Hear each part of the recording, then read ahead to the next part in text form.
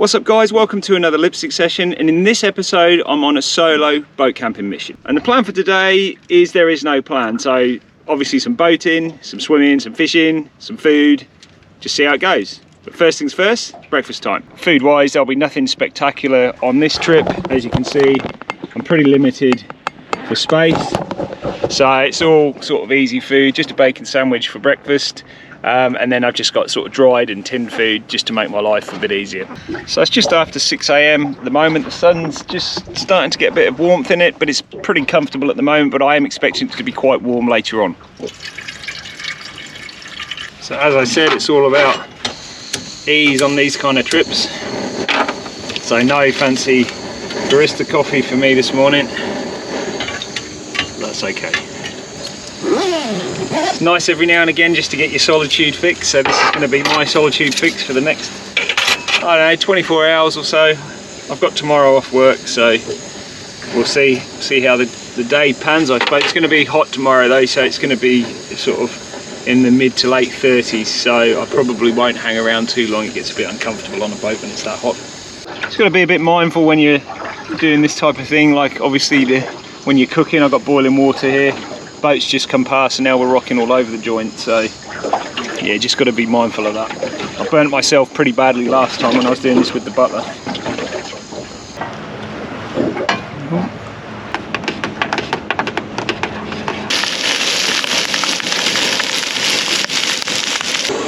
So if you're interested in doing any kind of boat camping trip, I think the key thing is to just be as lightweight as possible. There's hardly any room for anything. So I've sort of done a meal plan so that I've got exactly the right amount of food. Now the only problem is with that, there's no contingency if anything goes wrong, but I do have plenty of water. I've got 10 litres of water, which is more than enough for me.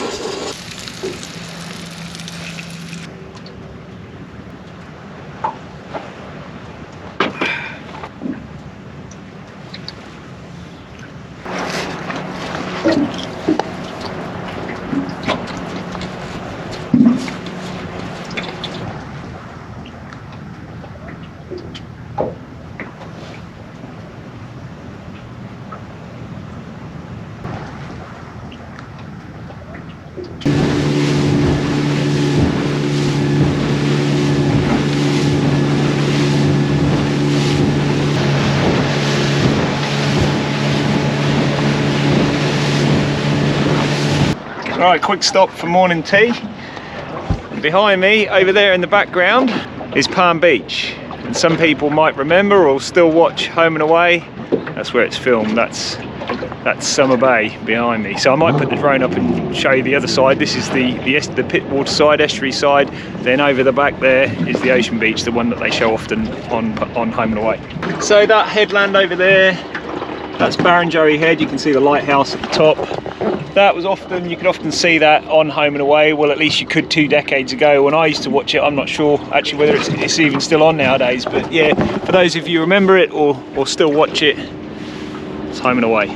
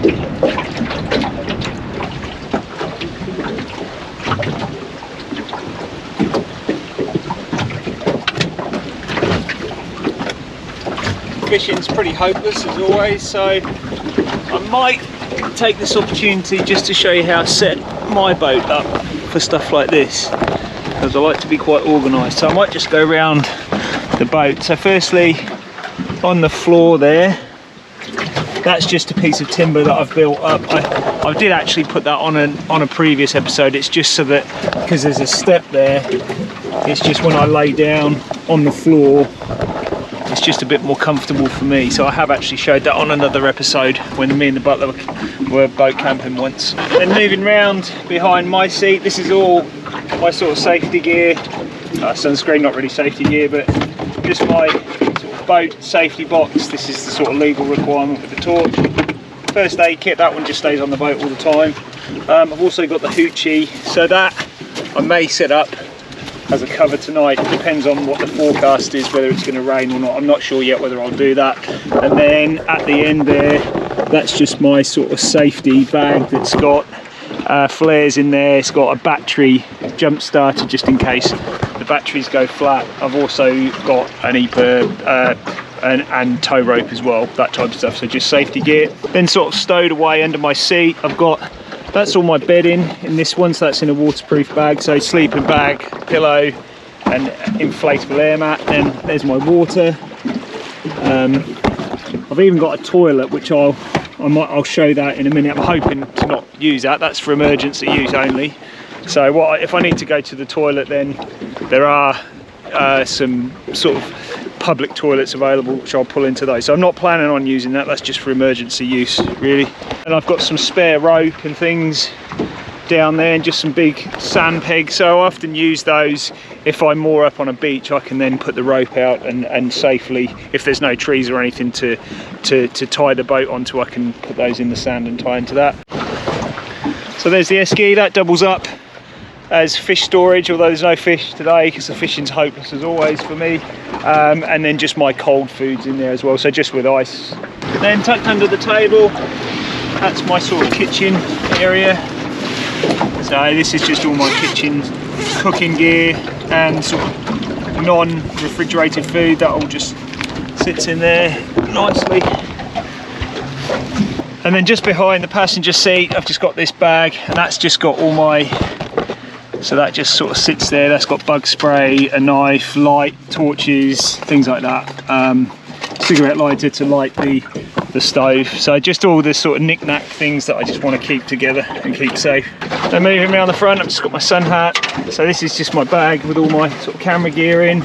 Then I've got two first aid kits. So one's just got sort of plasters and just general sort of first aid gear in. The other one's got tablets, so antihistamines, Panadol, Gaviscon, things like that. And then I've got my towel, which I showed earlier. And then in this other waterproof bag, that's just my clothing really, so spare clothing and a few extra sleeping bits.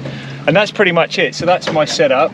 This works well for me, it works well for one person. I've got a 4.5 metre boat, and that's perfect for one person. When me and the butler were on, it was a bit cramped, but it was doable. 2 adults, probably not going to be doable because of where the table's located. So I suppose if you didn't have a table, you could probably do it. You can do it, it just won't be that comfortable.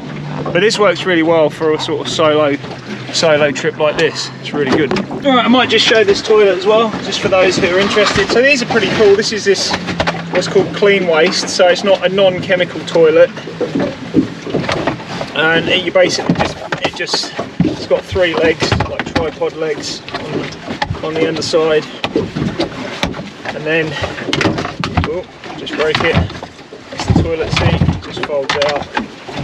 And you buy special bags for this brand. I'm not going to get those out because they're all obviously sealed. Just push that back down. And then the bags, you just do your business in the bag essentially. The bag's full of powders and enzymes and things, and then it all seals up. So they're not the most nicest of things, but it does save having all those chemicals. And then the idea is you can just put those in a normal bin like you would a dog or anything else afterwards. So yeah, that's the toilet. You can get these online. They're pretty good for this type of thing because they're so small and you don't need those chemicals, and just fold back down again. But as I said, I'm not planning to expose myself in front of the world. on this, but you know, you never know. If you get very desperate or you start being ill or anything, it might be grateful. So that's why I brought it. But I usually bring it with me, and I very rarely use it. So I've managed to lose my other GoPro, which is a bit annoying. So I've got this. This is my main one with what I do most of the filming on. It's got the microphone on. But I've also got another one which I use to get the sort of boat shots. It's on suction pads, and I had it at various angles around the boat. I've got some really nice sort of boat footage. So I've got no boat footage on this video, which is a bit of a shame, because when I came around West Head towards Barrenjoey Head, it was pretty rough there. It was there was some sort of interesting filming there, and I managed to lose it. The suction came off, and I lost it in the water, which is quite annoying actually. Not so much about the camera. I've lost so many GoPros doing this type of stuff, but it's more the footage that I got. So it would have complemented this video quite well, but it is what it is. That's what happens from time to time. So it's my own fault. I shouldn't be lazy. Laziness is always sort of never pays off. I should have put a tether on, which I do normally do, but I didn't today. I didn't bring it with me, and I couldn't be bothered to make one up, that's my own stupidity really. But yeah, so lost the other GoPro, so unfortunately there won't be much boat footage.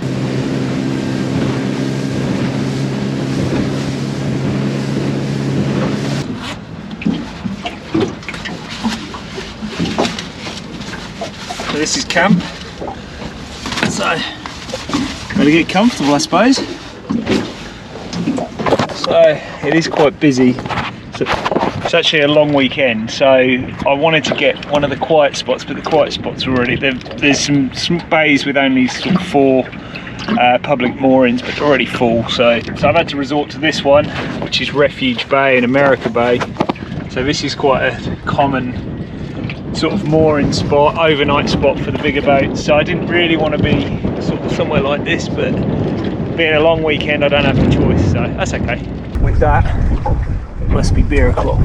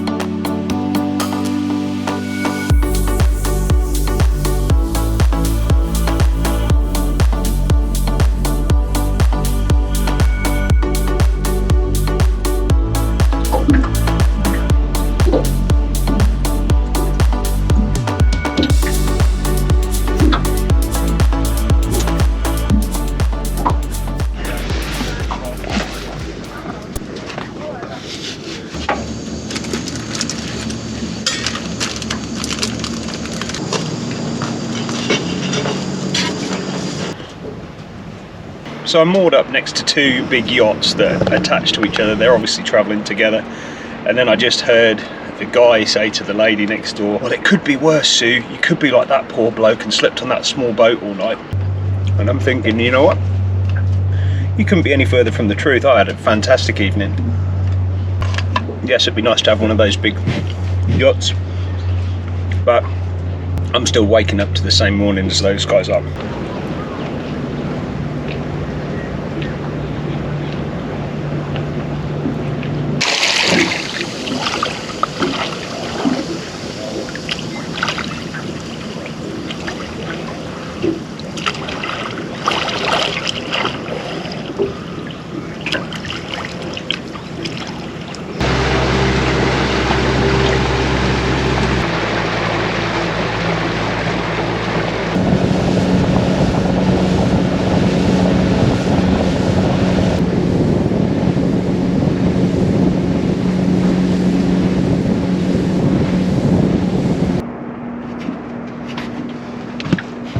So I'm going to do one last drift. So I'm going to take advantage of the current. The current's heading back this way, back down towards the boat ramp.